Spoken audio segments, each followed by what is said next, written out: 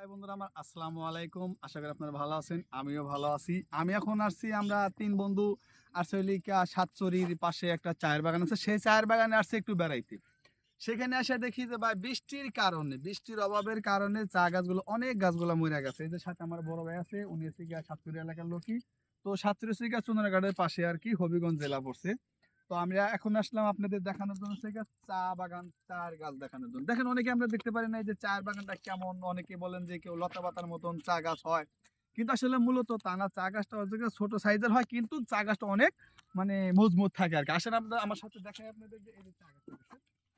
এই হচ্ছে লেগে চা গাছ, কিন্তু আমরা অনেকেই দেখতেই পারি না যে চা গাছটা, চা পাতাটা এত সুন্দর হয় কেমনে।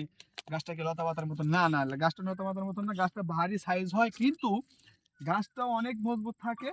আমরা যে বৃষ্টির কারণে মনে করেন যে চা গাছের এখন পাতাটা মানে নষ্ট হয়ে গেছে গা।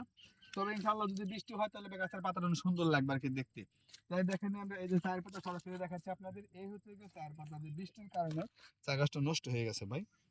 তবে ইনশাআল্লাহ যদি ভবিষ্যতে যদি বৃষ্টি হওয়ার সম্ভাবনা থাকে, তাহলে মনে করেন যে আপনার এই চায়ের পাতাটা ভালো দেখা যাবে। অথবা আপনি যদি ঘুরতেও আসেন কোনোদিন, তাহলে আসবেন হলে শুধু বর্ষার সিজনে, তাছাড়া আসে কোনো লাভ হবে না। এমনি দেখতেও ভালো লাগবে না। আর এই এই যে চা পাতাটা, যদি আপনি যদি কোনো কেমিক্যাল না, কোনো ফরমালিন না, যদি আপনি বাসায় পাতা রাইখাও দেন, যদি শুকায় যায়, গরম পানিতে ভিজাইলে দেখবেন যে অটোমেটিক কালার হয়ে পড়ছে। ঠিক আছে বন্ধুরা, আসসালামু আলাইকুম, ভালো থাকেন। ইনশাআল্লাহ নেক্সট ভিডিওতে আবার দেখা হবে।